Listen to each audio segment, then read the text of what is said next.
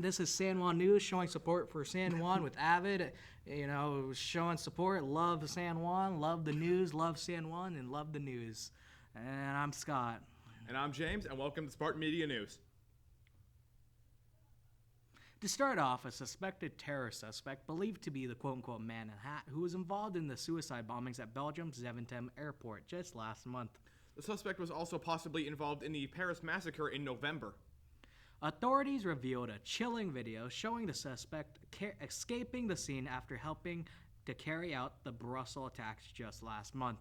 After spending months on the run, Muhammad Abrini, the suspect believed to be the man in the hat, was finally arrested in Belgium terror sweep on Friday. It is also said that 3 additional people that were involved in the bombing were arrested. However, the authorities did not give any names to these suspects. Moving on, a man had to be rescued after having a rather interesting twist in a marriage proposal. Basically, he climbed up a cliff in California to propose to his girlfriend via cell phone video. He got stuck on the way down, and he had to get rescued by a rescue chopper. I wish he would have fallen down the mountain. 27-year-old Michael Banks was later found to have been high on meth. He was on meth. He was then charged and arrested for suspected possession of the drug. Oh, wow. In other news, the TSA is working towards reducing airport security lines and checkpoint lines by fielding more bomb-sniffing dogs at airports. That's right. The TSA administrator realized that average wait times for airport security lines and checkpoint lines have nearly doubled since last year. And this seems to be a great way to reduce the lines in airport security. I don't know about you, but I'm really looking forward to this. I'm not. Because they like to invade on your privacy. You know, the TSA, they like to invade on your privacy. Just a little known fact. A little off the script there. Well, okay then. Anyways, in other news, the controversy is about the privacy policy, which allows the company who makes the Oculus Rift, the company can know the user's location, and worries are surrounding if the company will share information with social media giant Facebook.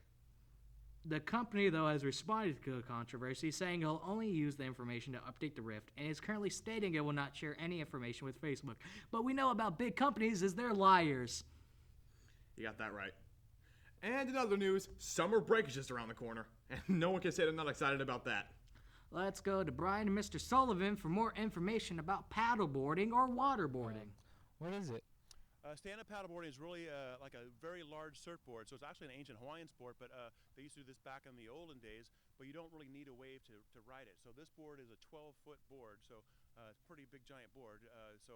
I use that on Folsom Lake and on the rivers and the Thomas, but it's super fun for around here because when I was a kid growing up, there was not much to do, in my opinion.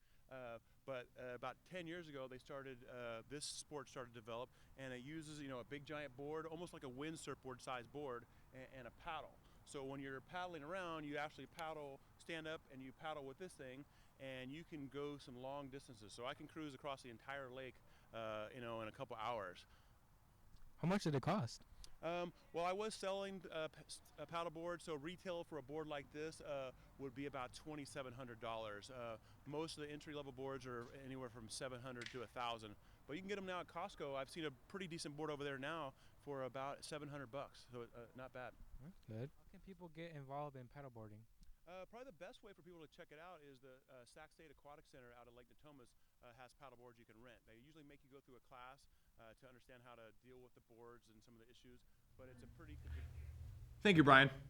To finish the show, let's talk about rumors about the rapper Young Thug, a.k.a. Thugger, a.k.a. my favorite boy in the season, will be on the new Suicide Squad soundtrack.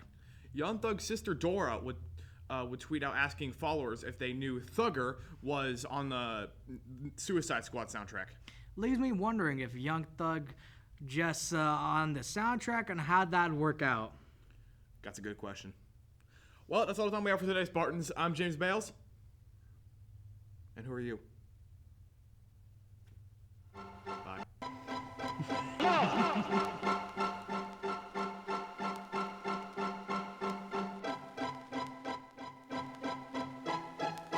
Miss Hollywood.